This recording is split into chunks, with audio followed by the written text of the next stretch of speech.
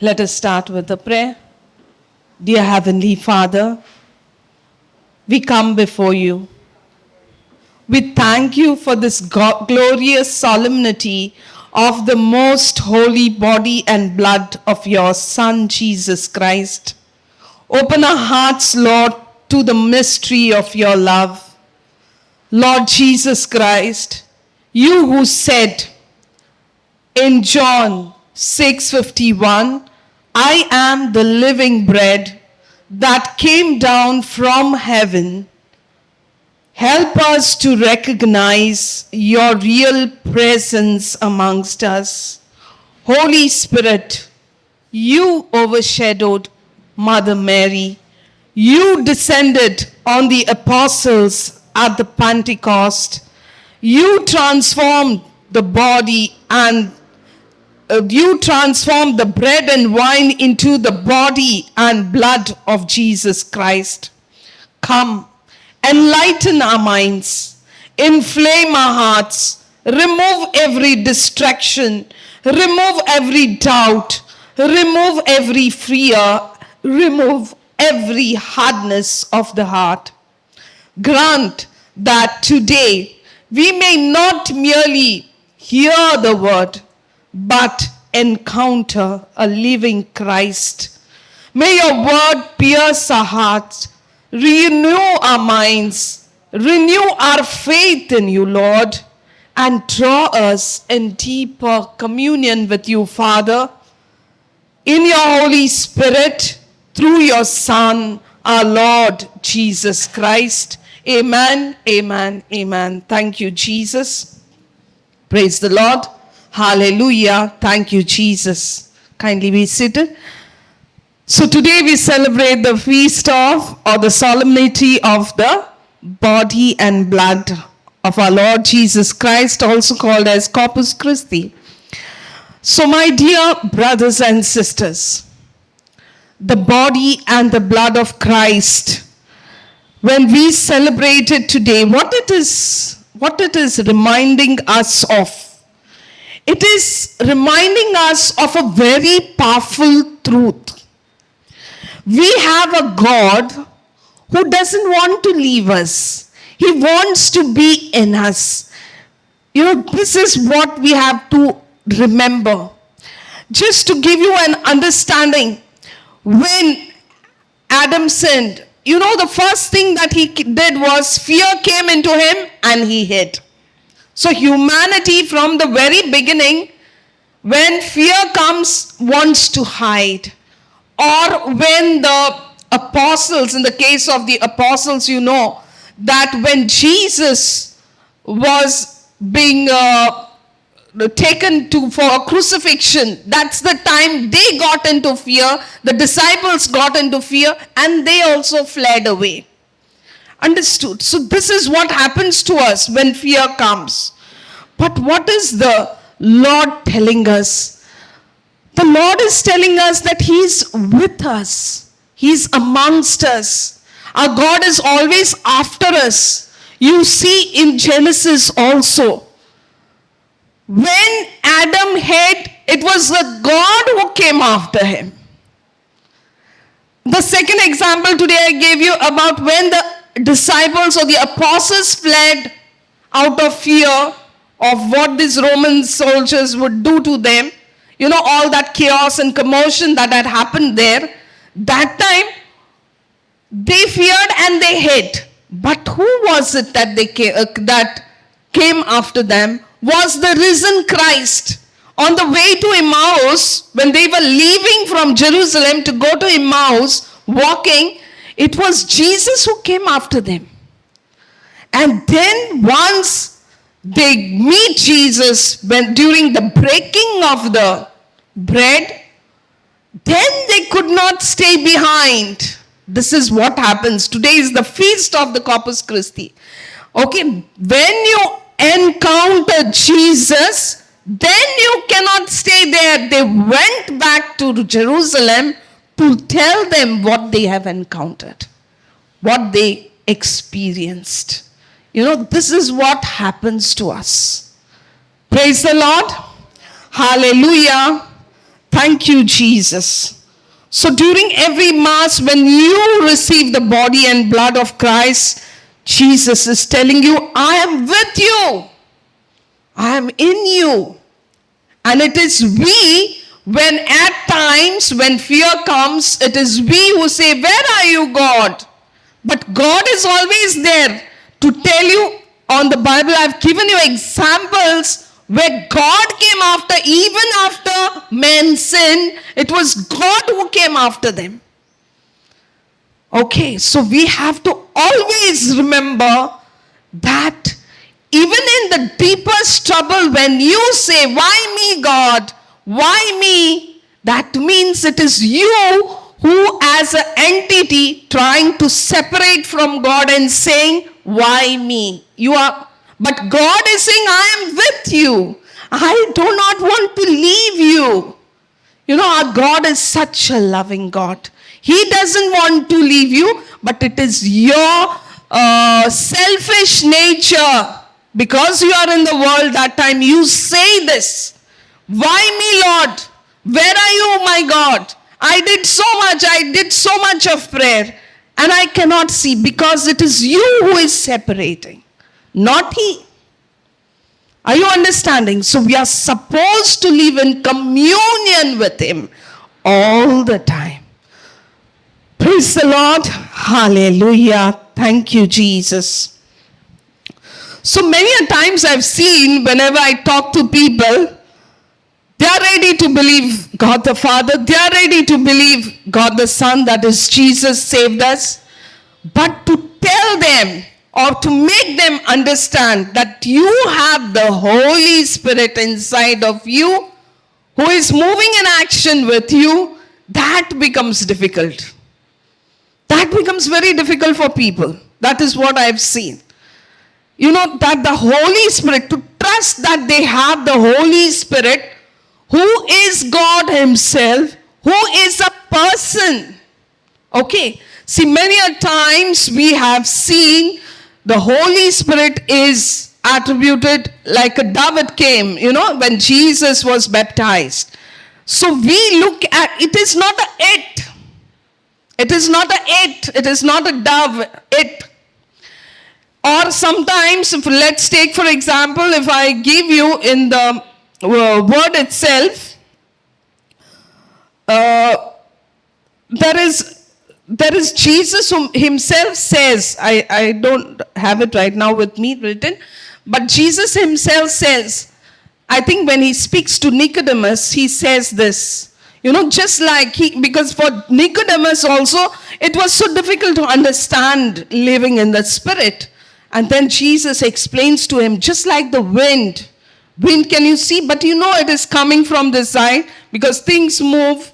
You know, when leaves fly, you know that there is a wind that is moving. There is a sound. You know, like that. Like that is the Spirit. And that Spirit is so powerful. And that Spirit that raised Jesus from the dead is there inside of you. That means it has so much of power that it is the same Holy Spirit that raised Jesus from the dead. You know, so powerful it is, and that is there inside of you, which you are not realizing. When God has made a destination in your life. Now, why do I tell you all this? See, in the Old Testament also, you know that next to a holy God, even the high priest with sin could not go. You know how the entire tent was made, and later how Moses built it, right? You had the place, you know, called the most holy of holies, where only the high priest would go. And today we know, now these were all an overshadow, a shadow of what exactly would happen. Today that high priest is our Lord Jesus Christ.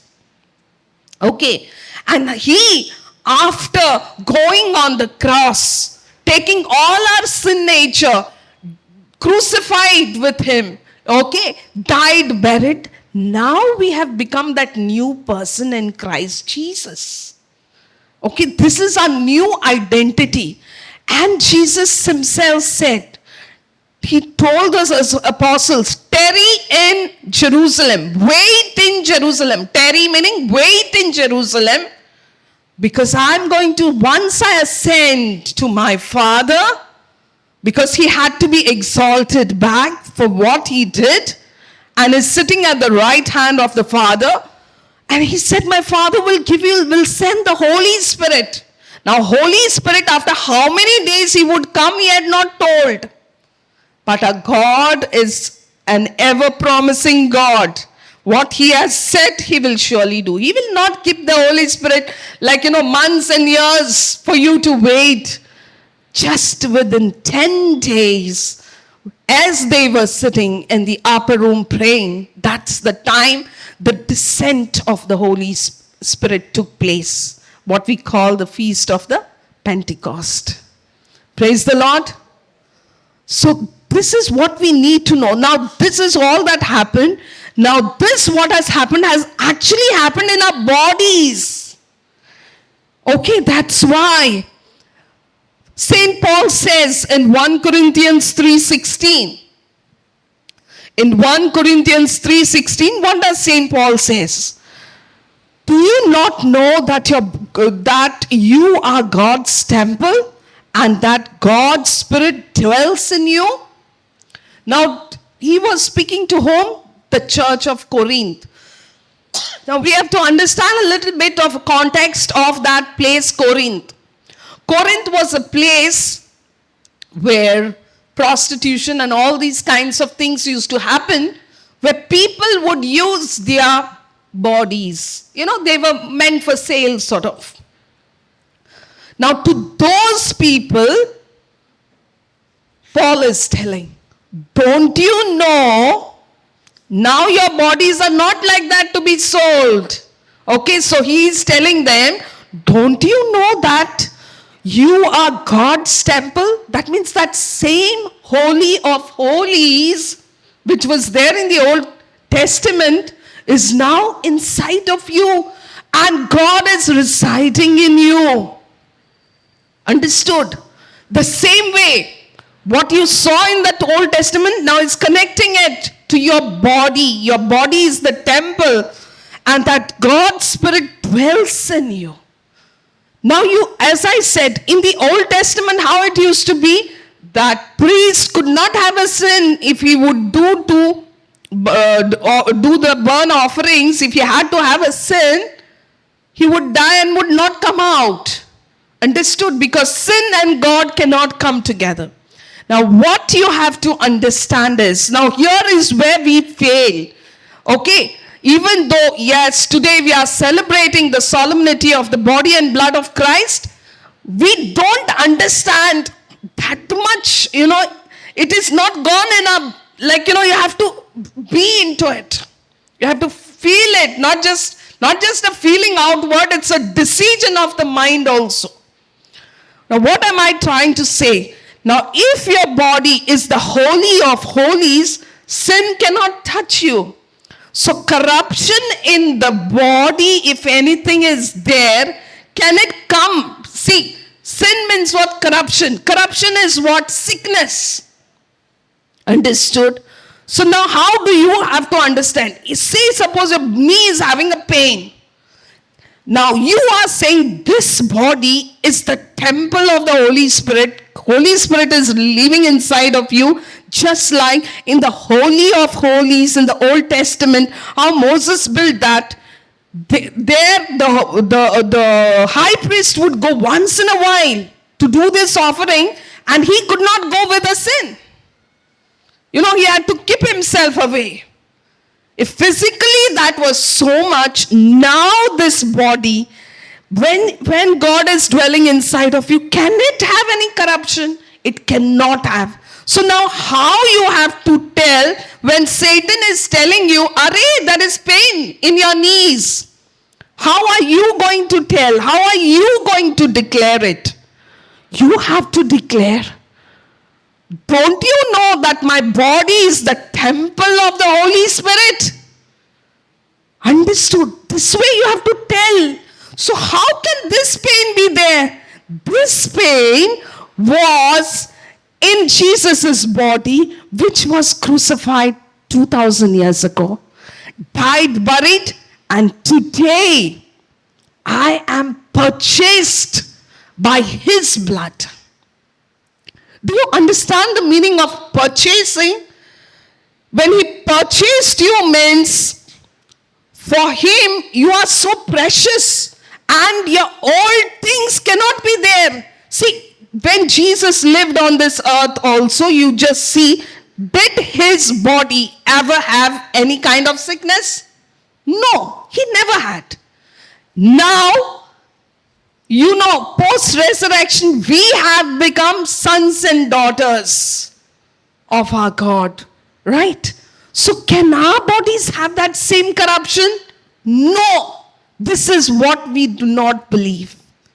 And now to strengthen that, every time the Lord says, I am the living body, okay, the living bread.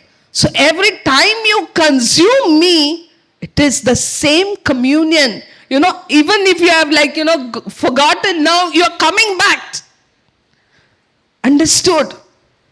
And you're living that life in Christ. Communion in Christ. This is how we have to live it. The life. Praise the Lord.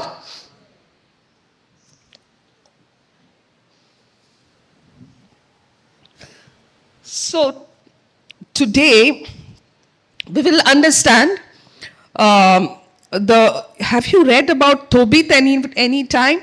In fact, the other day what happened was, the last week, somebody by mistake actually read a reading from the book of Tobit. And that's how I went to then, and then afterwards it was corrected. But that certain sentence, it touched me about the blindness. Because this is not the year to read that particular this thing. But whatever it is, I said, Lord, maybe you have a message for me there. And that's how I started studying it. So let's go to Tobit 2, 9 to 10. Tobit 2, Tobit, T-O-B-I-T. It's not there on this. Old Testament. It's not there. Okay, no problem. So what happens is, I'll tell you the story. Okay, so here in Tobit 2:14, it is said, where are your charitable deeds now? Now this is what this Tobit's wife, her name is Anna. So this Anna, she is like, a little wounded. Now her husband is blind, no? She has to take care of him. So she is troubled. So she is asking him, where is, as I said, Tobit 2:14, it is saying, where are your charitable deeds now? You are doing now so much good. Where is your God? Is he listening to your prayer? Like this. Understood? This is what is the question that is coming to him. And Tobit prays during that time. And he also, see, when somebody says like this to us, your faith is tested, right? In that situation, what are you going to say now is all matters. So this side, this is how Anna was speaking to Tobit. And Anna could not see because she was one side emotionally wounded. Why she was emotionally wounded? Because she was taking care of her husband who cannot see. And when someone is blind means it's quite a big task, right?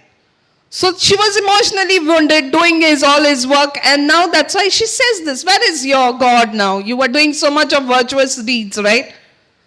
Can't he see you suffering like this? And there was in another situation, there was another woman called Sarah. Now later what happens is Sarah marries this Tobias, who happens to be the son of Tobit and Anna. Okay. Now Tobias, before that I will tell you a little bit about Sarah, since it is not here. You can go home and read. So Sarah, what does she do? She was married 7 times. But every time she gets married, her husband dies. And now this is because of one demon that was there. Okay. So every time her husband dies. Now, this side, Sarah is also in a very desperate, in despair, she prays. Tobit is in his despair, he prays. He was blind, right? Now, what I want to tell you is how God moves. In this situation, how God moves. Now, it looks like it is very silent. God is not moving. Looks like that. But you know what happens? God sends this archangel called Raphael. Understood? So, archangel Raphael goes before. So this is how our God moves. This is what I'm saying. Okay, it looks everything is silent. This side, even his wife is like Anna is saying to Tobit, what is the use of your virtuous deeds that you did? You know, all these kinds of situations will come to us. Even we sometimes go through these situations. But what happens here is Archangel Raphael was already on the journey. And before we see God's answer, God is preparing the way. Now Sarah could not see because she was imprisoned with her despair. She was all in that state. Everyone who marries her dies. So she is in despair. The same thing happens to Tobit.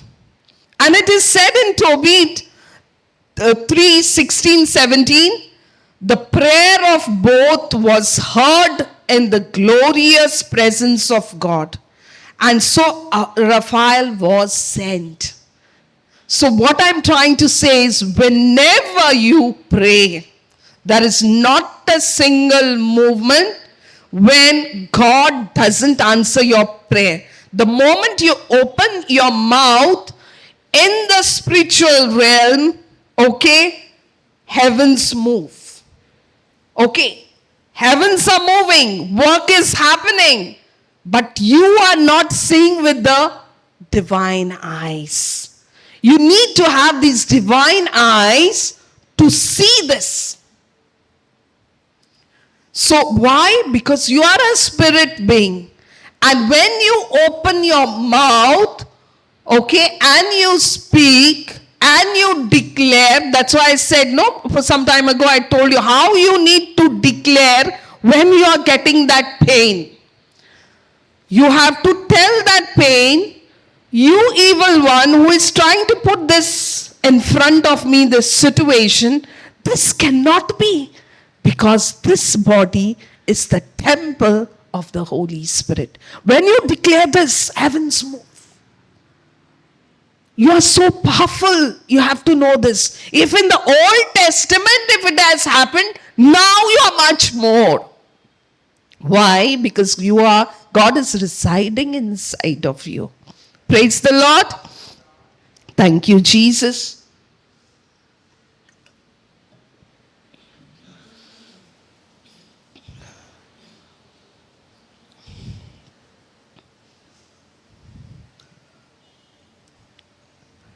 And then as you can go home and read, what happens is Tobias then marries this Sarah, okay? He tells her to get the liver of some fish, yeah, and then he has to burn it, and that's how the demon vanishes away from that place. And when they get married, on that wedding night, they both pray to God. Understood? Yeah, Amos, something in A. Beelzebul? No, this was something in A, I remember. Whatever. But that is what was the name given, when I searched on the net. Yeah. But this is what. So, what I'm trying to say is, what is most important here is when you pray, things move. Okay? Praise the Lord. So I was telling you, in John 3:8 it was, I was not getting that scripture some time ago. So let's see this.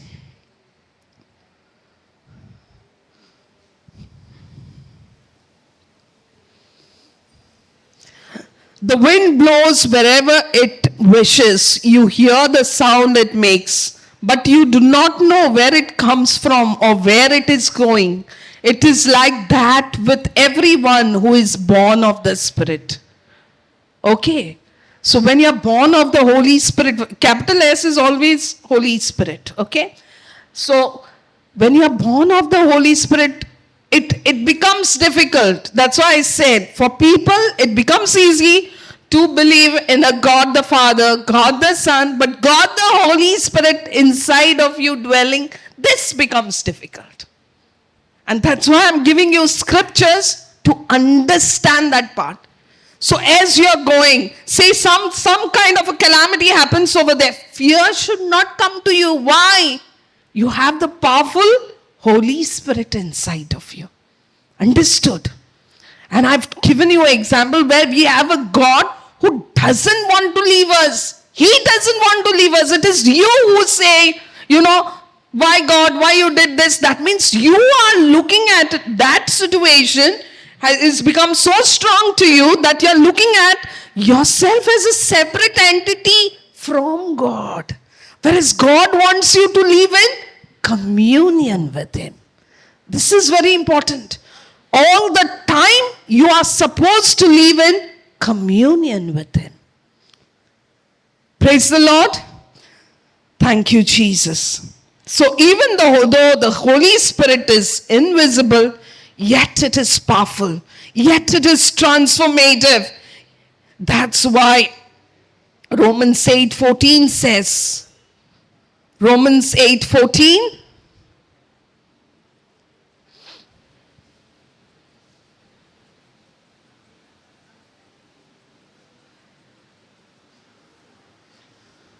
those who are led by God's Spirit are God's children. So are you regarding yourself to be a God's child? The moment Holy Spirit has come and dwelt inside of you, you are a God's child. God looks at you just like Jesus. He looks at you just like Jesus. This is what. And I've given you umpteen examples. Jesus could not, if he was there on earth, he would be in one place. So that Jesus can live in each and everyone's heart, those who believe in Him, He sent the Holy Spirit. Praise the Lord. And it is the Holy Spirit who speaks to us. Sometimes, you get that only thing, you may be not realizing it. You might be thinking it's your confidence at times. You might be thinking, I did it. I did with my confidence. No, it is the Holy Spirit. You think I would be able to hold this mic and speak to you? It is the Holy Spirit who is leading. The Holy Spirit is using my vocal cords to speak so that this message touches your heart. It is not just like a lecture otherwise. Otherwise lectures, where will everyone gets touched? But here, the Holy Spirit is convicting you. Praise the Lord. Thank you, Jesus. Let's go to Hebrews 2:7. Now, Hebrews 2:7.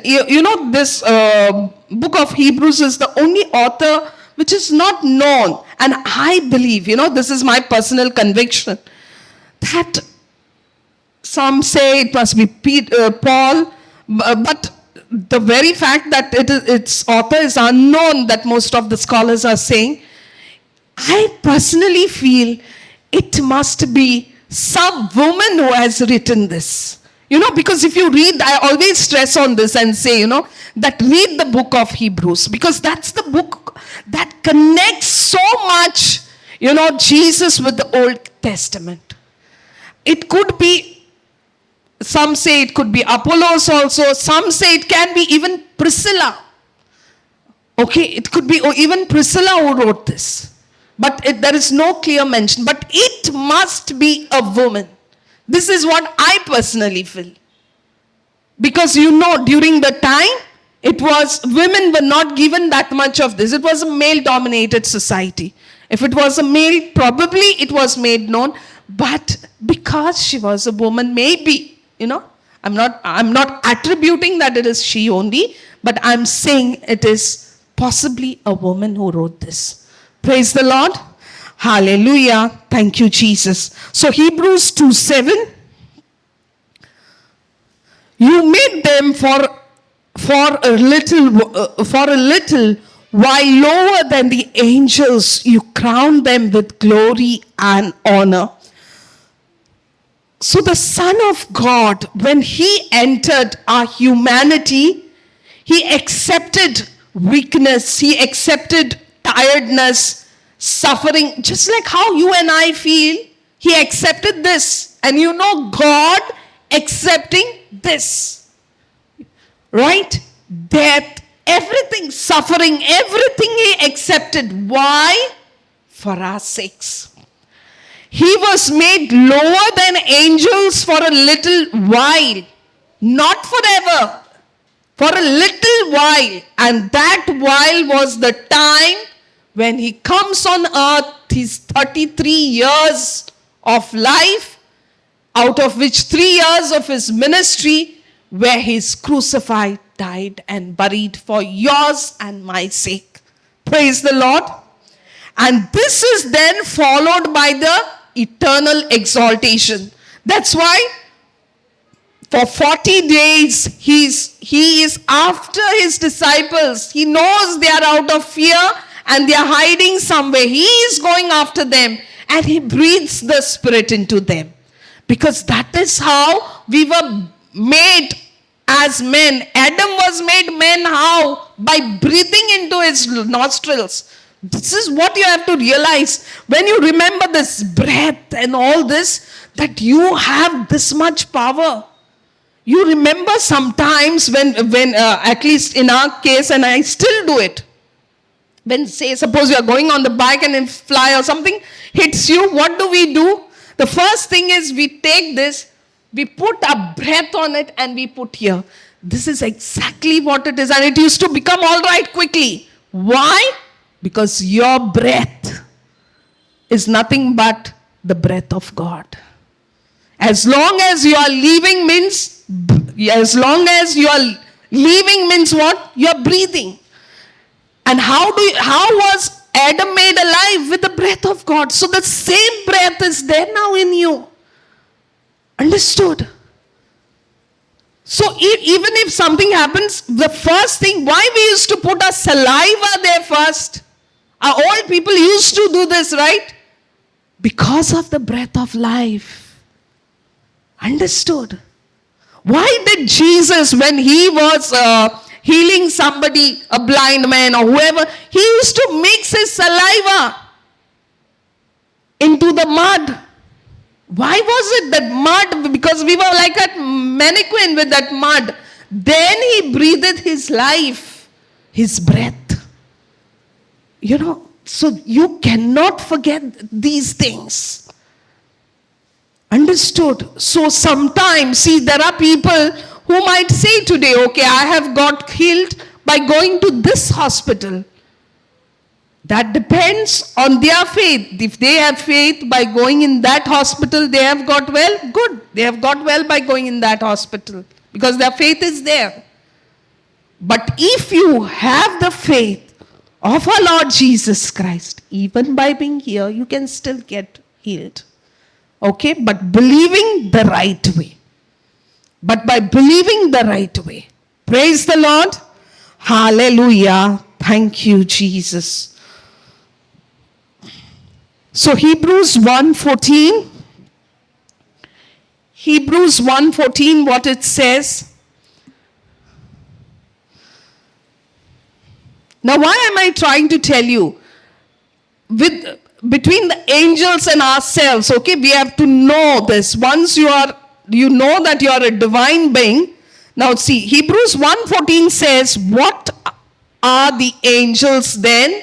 They are spirits who serve God and are sent by Him to help those who are to receive salvation.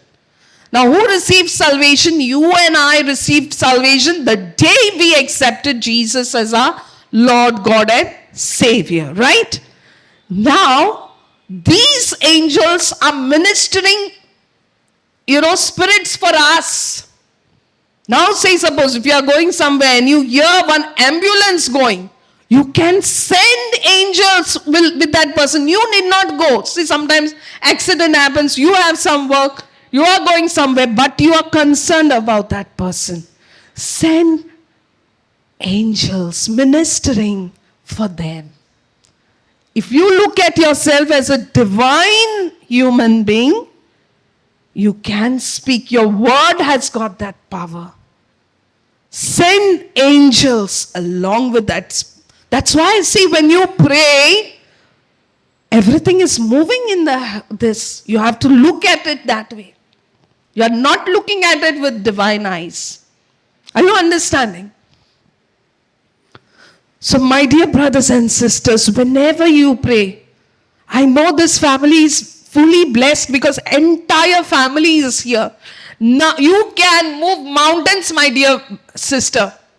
When you are praying, all three of you, when you are praying, whatever you want in life, God has already given you. But you have to pray with one vision. Praise the Lord. Understood? See, many of us are here, but our home people are in a different mindset. And to convince them becomes difficult. Right? But you are very much blessed. Your entire family is here. Praise the Lord. Thank you, Jesus. So, angels are meant to serve the children. We are the children of God. We will inherit. Okay, so we are made sons and daughters. That means we are supposed to inherit the God's kingdom. And they are meant to serve us. Understood? Are you knowing how powerful you are? Praise the Lord. Thank you, Jesus.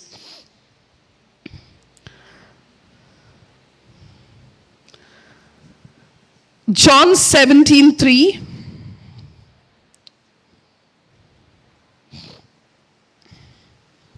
John 17:3.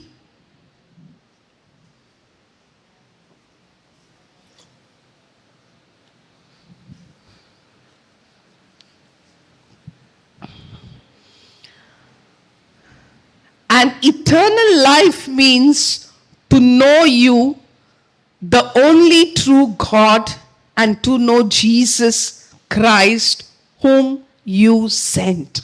Now, this is what our Lord says to each one of us. So, eternal life begins here. Even the saints, they did not wait until heaven. See, many a times, in fact, last Sunday also I had said this. Many of us, we believe, okay, eternal life begins after we die. No, eternal life begins here. Okay, and when you start understanding this is where Holy Spirit becomes, very much central to you. That is the time eternal life begins. If you are not going to think that Holy Spirit is moving with you like this, if you are not believing, no, eternal life has not started with you. Heaven on earth has not started with you. This is what I am trying to tell you. If you want eternal life to begin here, you have to think, I have Holy Spirit inside of me and He's moving with me, in communion with me. Understood? Like this. So the Spirit brings the life of heaven into your soul now. Okay, soul meaning your mind, your emotions, like that. That's why I say you have to feel Jesus. You have to feel the Holy Spirit inside of you. The Spirit allows you to hear God now. See, you are not listening to Tracy. Remember this. You are listening to the Word of God. Because Holy Spirit is just using my vocal cords. Okay, I am declaring it and you are being convicted by the Holy Spirit. This is what you have to understand. That's why even Jesus said, see, listen to what the Pharisees say to you, but don't be like them.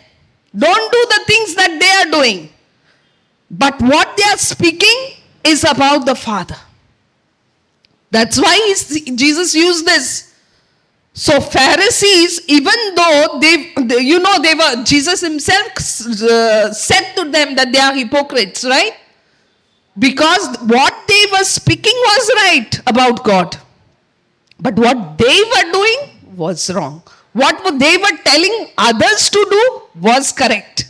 So that Jesus said, you listen to what they are saying. Because what they are saying is correct.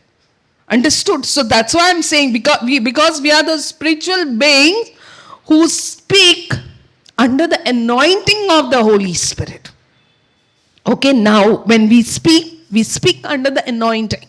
So Holy Spirit is speaking, and if it is touching you, okay, don't take it as my word, take it as the Lord's word. And just be aware, that Holy Spirit is there all the time with you. That is heaven on earth. Once you understand that becomes heaven on earth. Beforehand, what are the things, even if you have a difficulty with something, you can pray, but you are praying like a victor. Already in victory position. Understood? Like how you see the highlights of a match. You already know who has won. That way, you already know my Lord has already won this entire situation is looking like this, no doubt. But I know who is the victor in this. And I believe him. And I thank the Lord for that. And the victory will be yours. This way, your prayer should be like this.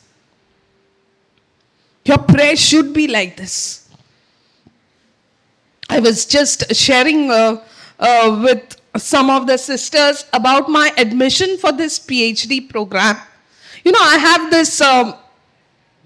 had this interest of doing PhD, but the problem was I could not travel outside. One thing was I have this, I get nauseated when I travel by bus. And I was thinking, if I go outside Goa, okay, how will I ever do this? Because you get Saturday, Sunday. And in that Saturday, Sunday, you have to reach to the place. You have to attend those lectures there. You have to do some entire set of assignments what are given. And then come back to work here. So I was always thinking, Lord, how am I going to do this?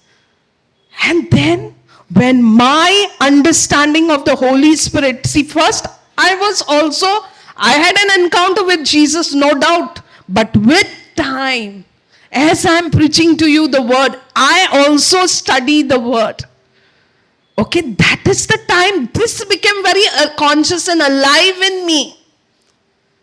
And the Lord said, even yesterday also, I'll tell you that later, but this I'll tell you. Then the Lord said, why are you taking that full tension? Cast your cares on me. And this university, one particular university, I don't want to take the name, okay, since we are going live, is just like very close. So my God brought that university only for me here. Understood? So much He takes care of you. Understood? This is what. Yesterday I was doing one assignment and there was this little difficulty I was finding. And suddenly the Lord spoke to me. Again, Tracy, are doing the same. Don't you know that I'm there? I'm your biggest teacher. Who teaches you otherwise? And I said, yes, Lord. What am I saying? I can't do it. When you are there, why will I not be able? Then he gave me the directions how to go about it. This way. But be aware that you have the Holy Spirit. This is that eternal life. Understood? When you are saying, it will come as you are living in this world. I've told you, trials, tribulations will be there. But what happens? That time the fear comes and we treat ourselves separate, and you are separate, God. That's why we say, why I can't do this. The I comes means you are separating yourself from God. And God wants you to live in communion with Him. Understood? So, God always says, we will do it. Remember this, my dear brothers and sisters. Remember this. He will give you, this is that power. So before, we used to think, this is my confidence, this is my this, my, we used to say. It is nothing about us. It is nothing about me. It is all about Jesus. The Holy Spirit, in the form of Holy Spirit, is living inside of me. And He is giving me this strength. Praise the Lord. So learn to surrender every day to the Holy Spirit. Holy Spirit, you guide me today. How to do this? How to go about this? I am going small. I am going from here to this place to that place. I am going to the market. I want this. I sometimes now, even if I want to buy something, maybe it could be as simple as buying a dress. I tell Him first, make the choice for me. And I know you are going to do the right choice. Tell Him this. This is looking very simple. You might think, I know so many years I've been buying, so I know better. No, give it to Him. He will do a better job for you. And He will, in fact, you will realize that sometimes if He is telling you to buy even an expensive dress, He wants you to look good. You are the daughter of the Most High God. Doesn't He want you to be like a princess? Wear it. Don't look, from the lack perspective. Look from what He's giving you. See, our thinking is mostly subtraction, means we look at what remains. 100 minus 70 means 30 remained is there. In our mind, what is there? 30 remained. 70 went. God wants you. God is saying, you are my child. 70, 100 you give. But give depending on me. Understood? Give depending on me. If you are doing the mathematics of the world, 30, that means you are looking at lack. You are looking at lack. Okay, praise the Lord. Hallelujah. Thank you, Jesus. Yeah, I would want to tell you about something called Ezekiel's bread. Have you heard about it? Now this has become even on the on the reels and all. Sometimes you'll see this. It has become like a kind of a fad. Meaning, now everyone wants to look slim and all those kinds of things. So they are diet conscious, nutritious conscious. So because of that, this Ezekiel's bread, it is like, it is given in the scripture how Jesus told him, because Ezekiel had this bread and a quantity of water. It was like a ration for a day. He would have this and he lived with that for 390 days to be specific. Around 400 days he lived. So, let's go to the scripture first. Ezekiel 4:9.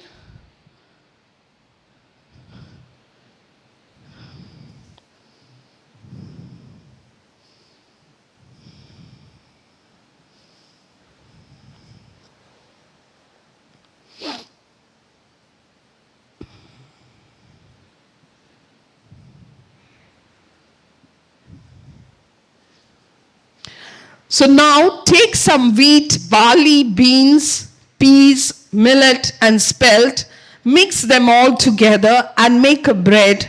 That is what you are to eat during the 390 days you are lying on your left side. He was told, in a particular direction to sleep, and to eat this. So this bread. So this bread he had prepared. So it has become a fad now, people eat this particular things they put and then they eat that because it's a recipe of the Bible, But what is important here is, and when I was it came as a reel, and then I said, let me read this, this is how I do my study. And then I started reading about this bread. And as I was reading about this bread, the Lord took me back to the times when, sometimes now normally don't see. Now beggars don't come that much. But that time used to come and they would give, I still remember my mother used to have something like a small jar called an anate, where they would put rice and give. And there used to be one more anate in our house, a little bigger, that would be to put the rice for the day for us, and one was for this. But I used to always remember, I had this, when they would come, I wanted to give them more. I would take the bigger one. My mother used to scold me, you can't give so much, but that desire to give was always there. Now, why am I telling you this?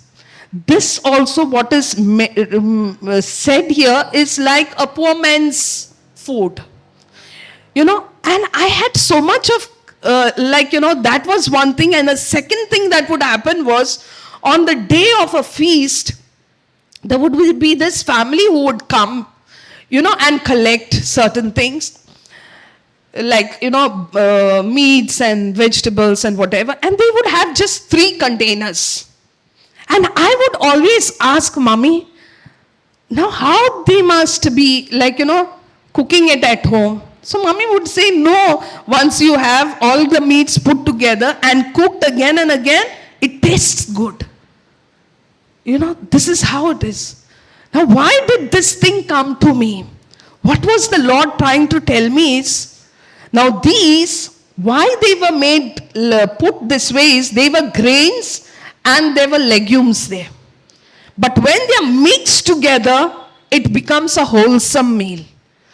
So that's why how did this Ezekiel collect this? When he, like a beggar, you give grains, you give barley, you give wheat, all mixed together. Understood? In that. So the mixing is the power actually. Understood? The mixing is the power, like how my mother told me, and the Holy Spirit reminded me. See how your mother said, the mixing is the power for the food that they would be eating. I looked at it, Mommy, all mixing and they'll eat, how they'll eat. But this is exactly what the Lord told me. Mix them all together and make the bread. One is these things he told specifically, because these are a poor man's things, economic. They were not hi-fi things. God used poor man's things. And mix them together. Because when they are mixed only, it becomes a food that is wholesome. Understood? So mix them together. So the miracle was God's wisdom in combining them. And if you read, scientifically today, if all these are put together, it generates, the internally how they are being made, it becomes a wholesome meal with full of nutrients. I will just put it this way in a common man's language. But scientifically it is proven. That there are those amino acids and all those created, which makes it wholesome, that made him live for these many days. Otherwise, he would have not lived for 390 days. Understood? Praise the Lord. Hallelujah. Thank you, Jesus. So everything is pointing to, when here also, why am I specifically telling you? The word of God is so precise. Everything that is there in this, Holy Spirit will make you read it, will also remind you. He's there to inspire us. Now to mix well and make it into a bread. There are two things to it. Looks like a very small scripture, 2 sentences. Here, this, he told me, it is very simple food. Simple. So even at home, when you are eating your simple bread, okay, you are having your meal, that's the time also remember Jesus. Remember Jesus when you are eating your meal. Because the bread, the food that has come on the table, I'm so thankful to my God. Why? Because sometimes I don't even put my hand in cooking it. But yet, He's always keeping that plate full, in front of me. With everything. That's why today's world is telling you, the diet, eat this, you should not eat that, you should eat this, you should not eat that, like this. But what is God telling us? When everything what you are eating, when it comes in that one big plate, okay, just like mix them well and make a bread, you know that food is wholesome. Don't ever think, I'm not supposed to eat this, I'm not supposed to. Whatever dietitian, this one, that one has told you, don't bring it in your mind when you're having that food. Understood? If you are diet conscious, you'll have to remain your life with that diet consciousness only. Understood? When it comes on that one plate, when you put it, remember the God's word. And now when you are consuming it just in union with Christ, the body of His. Remember these. This is what the Lord told you. Do this in remembrance of me. Understood? Whenever you are going to church, when you are receiving the Holy Communion, remember this. Now, when I am receiving, I am one with my Jesus. Every time you are eating, drinking, this is what we say. And this is there in the book of Revelation. Okay? The blood of the Lamb and the word of my testimony. Okay? Blood, what Jesus did. Blood of the Lamb is what Jesus did for you. And what you are declaring that time. Okay? These are the two evidences. Jesus is saying, I died for you. Yes, first evidence. That we remember. Jesus died. But I have to say that Jesus died for me. Even if I was the only person in this earth, also He would come to die for me. Understood? So much He loves me. This is the second evidence. Praise the Lord. Hallelujah. Thank you, Jesus. So every time, and in all this, we are not doing anything. Just as I said, in my case, in my example, the testimony that I shared, did I do anything? No, I just surrendered to Him. He understood everything. Understood. Assignment also, I just surrendered. I'm not doing anything. He is doing it. Like this. Now, another place. The other day I had told you, but I'll just revise it. Why? Because it is really, we are living in the grace of God. You have to understand this. We are living in His grace. We are not supposed to do. Okay, now, this grace, now how to understand that? That's why, even in Martha's and Mary's case, you might say, that means Mary is not going to do work and only will sit there. Yes, even when sitting there, Jesus has so much of power. Okay, there was no food in their house. He could make it. If they both had to sit there and listen only to him, and if it was time for food, if he could feed 5,000 and 7,000 people, he could not feed them. That is what the trust is. Today, I am not putting my hand in the kitchen and actually doing, but yet the food each one of us are eating. It is not that every one of you is going and doing something. Yet the food comes on your table and you are eating it. Be blessed. Remember, you are blessed for that. All of us are not cooking that food, but yet it comes on our table. From how it comes, where it comes, whose money it is. So much minute you don't have to think. Just like that is the food that we eat. You know, this kind of a thinking, I realized when my friend was going through a dire sickness. And I was trying to convince her, but she was not getting convinced. She would always say, you know, today I had this particular juice, and she had this very bad sickness. She would say, you know, it has reached here. I would say, my dear, why are you saying this? Every day in the night before, I used to tell her, before you would not eat food, you would not go to sleep, resting in the Lord. Would you remember, now it is digesting, it has reached here, it has reached here, it has reached here. Why are you thinking this? But see how the evil one was putting her in, you know, it was troubling her. This is what happens. To this extent, the person was thinking. Are we remembering? Do we, when we eat, are we remembering now it has gone here, now it has gone? Do we remember this? But aren't the procedures what has to happen functioning? It is functioning. So we have to be blessed. We are blessed by God, and we have to be grateful to God for this. You know, so the same way I'm saying, you know, how the food is coming on the table and we are eating it, to also the digestion, everything taking place in our bodies. Sometimes we don't think to this extent. Praise be the Lord. Hallelujah. Thank you, Jesus. So this is all God's grace.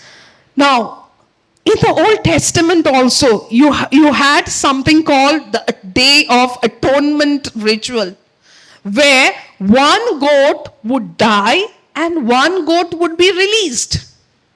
And that goat would be released usually in the wilderness. One goat would die, one would be released. Now this they used to follow. Okay. Now let's come back at Calvary. At Calvary also what happened? Jesus was condemned, and who was released? Barabbas was released. And last time I gave you even the name Barabbas. Bar means son of. Abba is father, son of the father. And who he was representing? This Barabbas, when we are reading also that time, even I was thinking, Barabbas nicely he went scot-free. Actually, he is representing you and me. Without doing anything, he was set free. And Jesus being the innocent, took everything. Understood? Jesus' name, the word Jesus also is son of the Father, Joshua, Yahweh, okay? Yeshua, right? This is all. So one son, God's son, came to save all of us. And the other goat, so the Day of the Atonement, 2 goats were there. One was sacrificed, one was set free. The set free is who? Barabbas. The one who was sacrificed is who? Jesus. And who did Barabbas represent? You and me. Did he do anything? No, living by grace. This is exactly what it is. So that's why so much we have to be thankful. That's why you have to understand you are the daughter and the son of the Most High God. Okay, what we don't have here, there, small things we cry and creep about. What we are given every day, we are not seeing it. What God does, see this also of digestion happening every day, and we are not even thankful about it. I realized when I saw this friend of mine, when she was every day thinking what she's eating, where it is reaching. That time I realized, see, we have to be so thankful to God. This poor girl is thinking like this. Of course. Even though I tried to, she was in the prayer, but sometimes what you see becomes so much, for you, it is like a balance. Once you see certain things, that side is going down. And that's why you have to be in the word continuously. Other people cannot pray for you. Here, this was a clear example. Other people cannot pray for you until and unless you believe what others are telling you about the true nature of God. Then this balance will come here. Otherwise, it is going in the world. Understood? Praise the Lord. So there, in the case of Barabbas, I've told you, okay, at the Calvary, the innocent dies, the guilty walks free, okay, and Barabbas becomes a living picture of each one of us.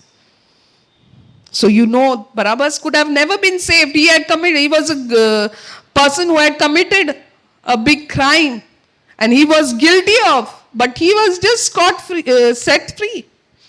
Because Jesus was the one who took everything. Praise the Lord. Thank you, Jesus. And for this, if you want, I can give you scriptures, okay? Day of Atonement, Leviticus 16, 7 to 10. You can read this. And even beyond that, up to 22, you can go. So everything about how that one goat for sacrificial and one goat set free is there, okay, in Leviticus.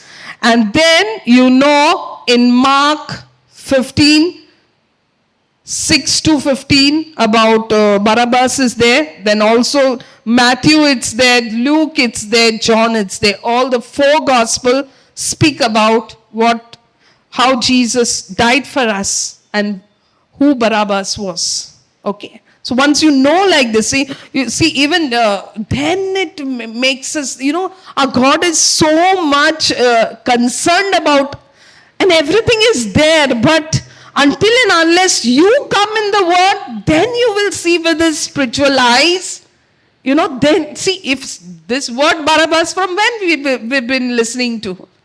But it did not occur to us. Okay. Praise the Lord. Thank you, Jesus.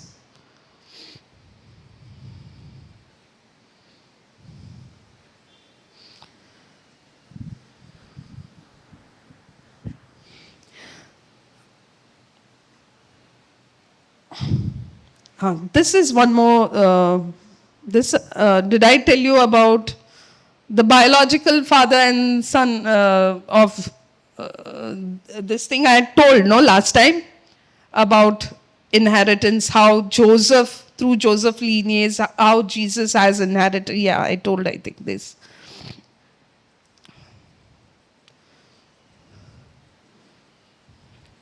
This is one more thing I would like to tell about the paralytic. Okay, let's go to Mark 2, 1 to 12. Okay, Mark 2, 5, you only go. Mark 2, 5. But you have to read the full this, okay? Seeing how much faith they had, Jesus said to the paralyzed man, "My son, your sins are forgiven." Okay, then what happens? Some teachers of the law who were sitting there thought to themselves, "How does he dare talk like this? This is blasphemy. God is the only one who can forgive sins." Understood? So they think this is blasphemy. Who can forgive sins? Only God can forgive sins. Then Jesus says, okay, after that, what happens? At once Jesus knew what they were thinking, so he said to them, "Why do you think such things?" So what is going in their mind, Jesus understood. It is easier to say to this paralyzed man, "Your sins are forgiven," or to say, "Get up, pick up your mat and walk." Now here, what is Jesus intentionally doing? So that means your sins are forgiven, or get up, pick up your mat and walk. That means you are healed or your sins are forgiven. These two have got connection. That is what you have to understand. Okay, these two have got connection. That means if you are condemned that I am a sinner, I am a sinner, I am a sinner, like this if you are thinking, okay, the sickness that you have will become all the more. This is what happens to most people. Like this particular case also, that person would think, yeah, I've done this in my life, that in my, that's why I'm being done. Like this if you are thinking, sickness will remain. However much somebody else prays for you, your thinking is corrupt. Understood? That's why people don't get healed. So this has got a clear-cut, connection. There is a correlation between them. Okay? Your sins are forgiven, or to say get up, that means you are healed. So forgiven sins, if you are saying, thinking opposite of sin, forgiven is what? You are a sinner. If you are sinner, then you will have the sickness. If you are forgiven, you are healed. Understood? Sinner, sickness. Now that doesn't mean we cannot condemn everyone who is like with a sin, saying that he has got because of this sin. You cannot condemn like this. That's for that reason, Jesus tells, one particular person, some of the disciples only asked Jesus. That means, by whose sin this person has become like this? Then Jesus says, sometimes it's for the glory of God. When Jesus healed somebody, it is for the glory of God to be shown to mankind. So don't always think like it is because, but most of the time it is. So that's why instead of looking sin, instead of connecting sin to the sinner, okay, what you have to understand is, for your healing to happen, you should have no condemnation. Understood? You should not be condemned saying that I am a sinner, then you won't get your sickness, this healing. Understood? Praise the Lord. Thank you, Jesus. So Romans 8:1 says, therefore there is now no condemnation for those who are in Christ Jesus. Okay, so now you don't have that condemnation that you are not being forgiven. You are forgiven by Jesus. If someone is thinking I'm still a sinner, means you are getting condemned by the evil one. Understood? Praise the Lord. Hallelujah. Thank you, Jesus. So as I said in the beginning, even in the Garden of Gethsemane, Jesus also prayed. And when he prayed, okay, just to tell you that prayers have got power.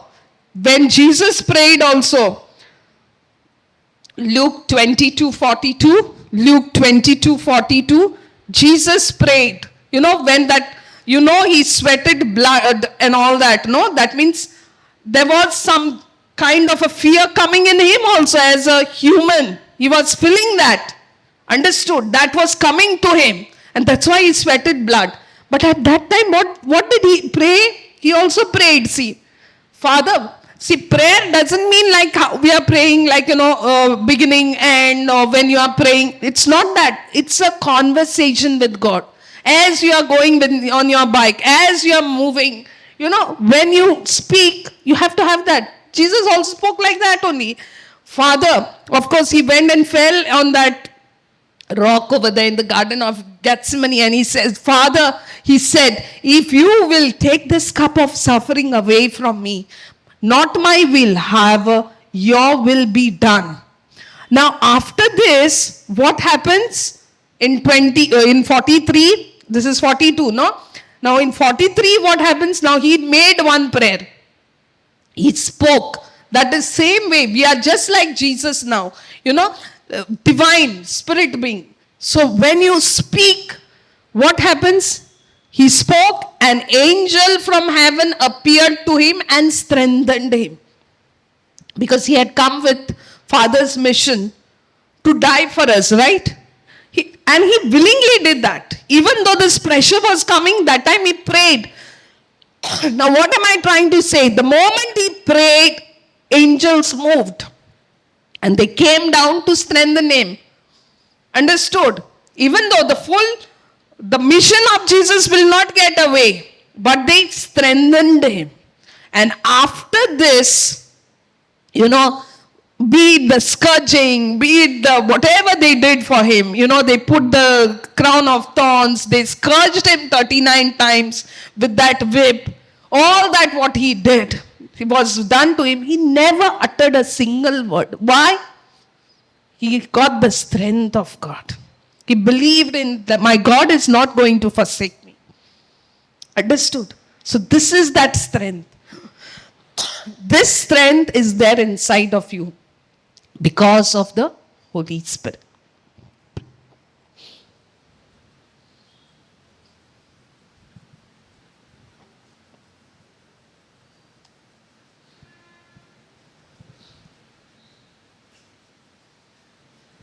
Praise the Lord. Okay, we'll stop here.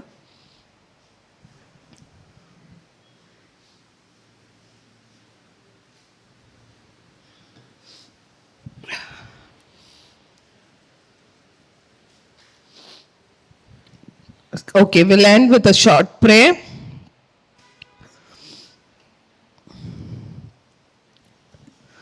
Dear Lord Jesus, your word has been revealed to each one of us in our hearts. We understand, our Lord, my Lord, that you are there inside my heart, the Holy of Holies. You, Holy Spirit, is residing inside of me. And many a times, Lord, when I live in this world, there are things which bring fear. But I know, Lord, when I live in communion with you, you are giving me the strength. And it is your strength, you, the Holy Spirit, who is giving me the strength to face that difficulty, to face that situation, just like Jesus at the Garden of Gethsemane received the strength of the angels. The angels came and gathered around him. The same way, whenever we pray, whenever we declare with our mouth, Lord, we understand, Lord, we as divine spirit beings have the power and capacity to move mountains. You have given angels for us as ministering spirits. We have to use this service that is given to us.